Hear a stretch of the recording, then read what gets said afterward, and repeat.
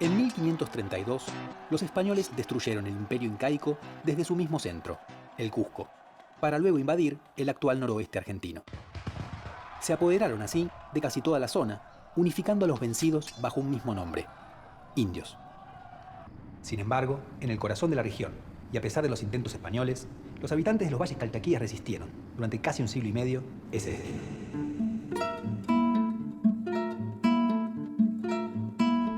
¿Pero quién era este hombre en realidad? Su verdadero nombre era Pedro Chamijo, y como muchos españoles de origen popular, soñaba con ir a América para, como se decía en la época, valer más. Es decir, hacer fortuna y ganar fama para poder llegar a ser un hidalgo, un pequeño noble. La mayoría de los españoles que formaron las huestes que conquistaron América tenía un origen popular. Eran soldados, marineros, artesanos, campesinos o personas sin oficio. Para algunos de ellos, la conquista implicó un ascenso social, porque lograron convertirse en encomenderos, la nueva clase dominante de los territorios de los que se apoderaron. Estos recibían indios a su cargo y les cobraban tributo. Pero la ambición de todos por convertirse en señores era imposible, ya que la cantidad de indígenas que podían ser repartidos no era infinita. Por lo tanto, las siguientes oleadas de españoles que arribaron a América encontrarían muy difícil ascender, y la estructura social española empezaría a volverse cada vez más compleja. De hecho, muchos pasarían a ser parte también de las clases populares de la sociedad colonial.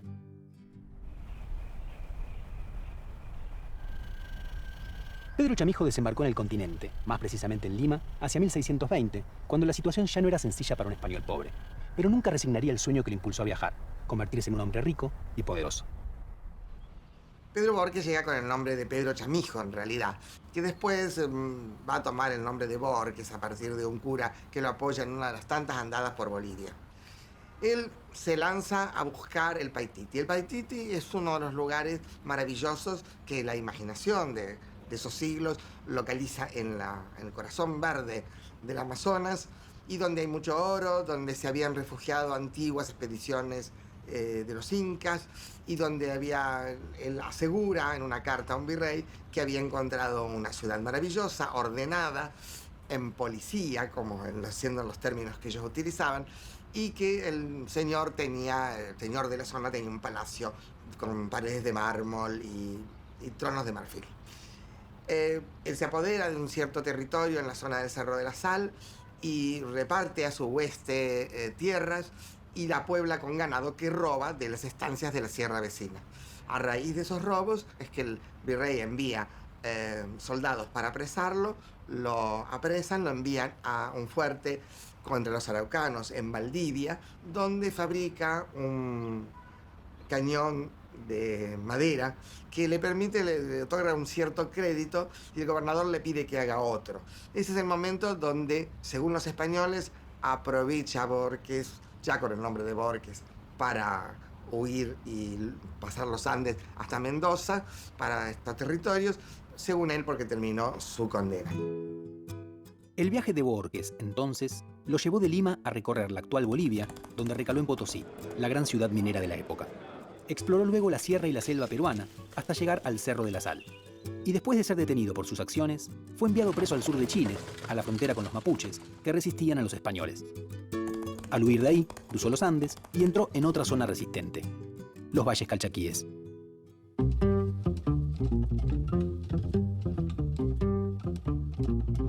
En 1657, después de escapar de la prisión en el sur de Chile, Borges llegó a este lugar con un plan: convertirse en el líder de la resistencia calchaquí. ¿Por qué lo hizo? No se sabe con certeza. En sus viajes había conocido la historia de la región y probablemente imaginó que aquí podría cumplir su sueño: ascender a una posición de poder. Pero no fue casual que para hacer su entrada a los valles, Borges eligiera esta, la tierra de los Pasiocas, ya que ellos habían sido traídos 2 siglos antes por los incas como colonos. Por eso a Borges le pareció el mejor grupo frente al cual presentarse como lo que dijo ser: un descendiente de los reyes incas.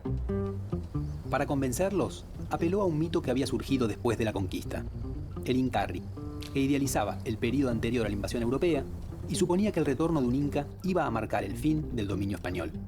Su discurso fue efectivo. Primero lo siguieron los Pasiocas y poco después, muchos otros grupos indígenas. ¿Pero por qué los indígenas le creyeron?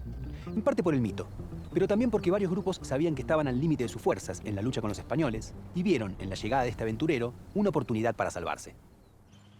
¿Cómo puede ser que 120 años después de la muerte de Atahualpa, el último inca, un andaluz como Pedro Bohórquez, que se interna en el noroeste argentino, logra la adhesión de distintos grupos étnicos en la región.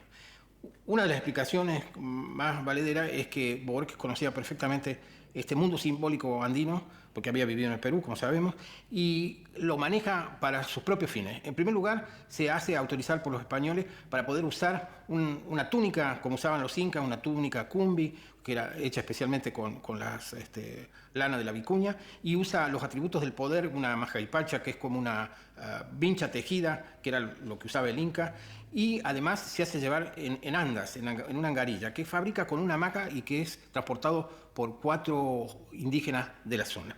Pero donde vemos este manejo mucho más sutil es cuando en Campanas, una localidad cercana a Famatina en La Rioja, celebra una suerte de misa negra con las distintas autoridades, con los distintos caciques, con las autoridades étnicas, donde brindan y hacen una especie de ceremonia con chicha, pero a la chicha le agregan una raíz, el coro, que tiene efectos alucinógenos. Esta es una vieja práctica andina de ingerir sustancias que posibilitan estados alterados de conciencia donde es posible comunicarse con el mundo de los antepasados. Esto lo manejaba bien Bohórquez y sabía cómo utilizarlo a favor de sus reclamos.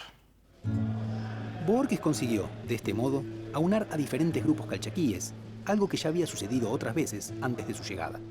La última coalición significativa había sido la que protagonizó el gran alzamiento de 1631, que solo fue vencido por los españoles después de 12 años de enfrentamientos violentos.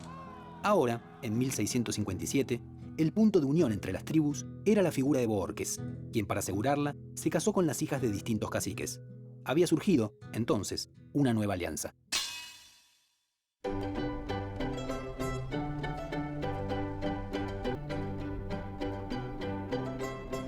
Pero Bohórquez no solo intentó ganarse la confianza de los indígenas, sino que al mismo tiempo quiso seducir a los españoles, prometiéndoles que los ayudaría a someter a los calchaquíes. Usó a su favor el hecho de que los conquistadores creyeran que había un misterio que explicaba la tenaz resistencia indígena durante tantos años, posiblemente la existencia de un tesoro inca oculto. En julio de 1657, el gobernador del Tucumán, don Alonso de Mercado y Villacorta, citó a Bohórquez a una reunión en Pomán, Catamarca, para negociar un acuerdo. El falso inca se puso en marcha al frente de muchos caciques calchaquíes. Al parecer, su estrategia estaba funcionando a la perfección.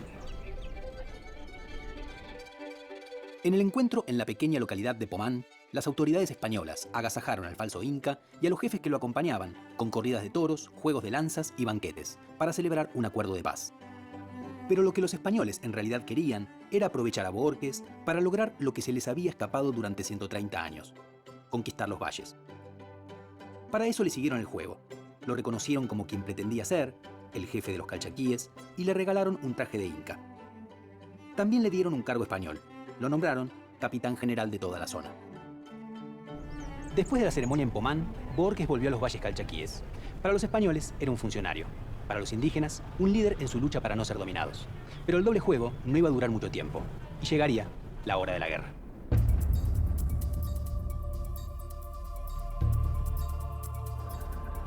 Dijo Bohórquez: porque soy vuestro inca verdadero, que compadecido y discipulado de amor vuestro y de mi propia obligación, he venido a liberaros de la esclavitud de los españoles, que os hacen reventar con tan desmedidos trabajos. En realidad, Bohórquez no tenía intención de entregar a los calchaquíes, sino de conservar su liderazgo a través de la resistencia armada. Vestido de inca, recorrió los valles, promoviendo un levantamiento militar. Los indígenas, todavía debilitados por su último choque con los españoles, no estaban convencidos de ir a la guerra, pero Bohórquez les aseguró que si no avanzaban, los españoles los esclavizarían y violarían a todas las mujeres. La tensión entre españoles y calchaquíes fue en aumento hasta que en 1659, un grupo dirigido por Bohórquez atacó e incendió las 2 misiones jesuitas que se habían instalado en la zona. La respuesta fue una ofensiva española que derrotó a las fuerzas de Bohórquez en una de las entradas a los valles, y los europeos se apoderaron de todo el norte calchaquí. Bohórquez huyó, pero poco después lo encontraron y lo convencieron de entregarse a cambio de un indulto. Así, el falso inca abandonó la escena, pero el drama de los indígenas aún no había terminado.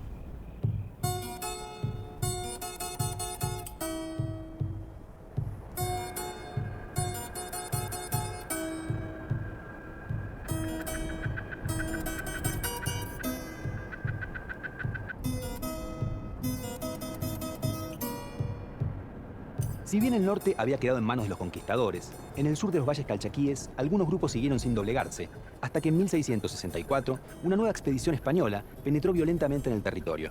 Los últimos en caer, después de combates durísimos, fueron los yocaviles y los quilmes, quienes fueron sitiados en este lugar y debieron rendirse por hambre. Así terminó la independencia calchaquí. Para los vencidos, el desenlace fue terrible.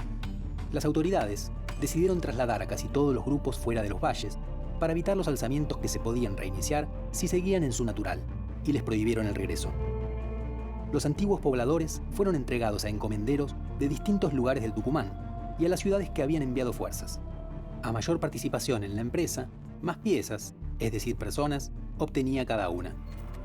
También, muchos soldados que intervinieron en las campañas recibieron indígenas como premio a sus servicios. La pregunta que mucha gente se hace es: ¿cuáles eran los objetivos? ¿Qué pretendía este señor? En realidad hay que ponerse en la mentalidad de los hombres que atravesaban el océano para ponerse en contacto con un territorio tan diferente, tan fantástico, que permitía desbordarse la imaginación, sobre todo aquello que tiene relación con la selva. El Paititi es un lugar maravilloso, un lugar donde realmente ahí podría suceder cosas. Podría haber hombres con cola o los ojos en el estómago. Es decir, había imaginación para todo eso en esa época. Y a la vez, los españoles, que generalmente pertenecían a clases bajas o medias, necesitaban venir a América, que era el lugar del ascenso social. Era más importante. Entonces, acá se cruzan las dos. La imaginación desbordada por la selva y por la maravilla y por el oro y por la riqueza, con la promoción social. Entonces, América era el lugar donde la gente podía encontrar un destino diferente. Por eso yo siempre digo que Borges era un hombre buscando el lugar en el mundo, porque, digamos, no tenía... Yo creo que nunca tuvo exactamente claro lo que quería hacer. Quería y utilizaba todo lo que tenía a mano para poder, de alguna manera, no sé, cumplir con ese sueño de ser importante, de ser alguien, de no ser una persona más metida en un tumulto de gente. ¿Pero qué pasó con Borges? Después de abandonar los valles, fue conducido hacia Lima, que era la capital de toda la Sudamérica española. Y como dijeron que en el camino había intentado escaparse, anularon el indulto que le habían prometido. Finalmente fue encerrado en una prisión y años más tarde, en 1667, fue ahorcado y decapitado frente a una multitud. Así terminó la vida del falso Inca, el hombre que supo dominar las leyendas.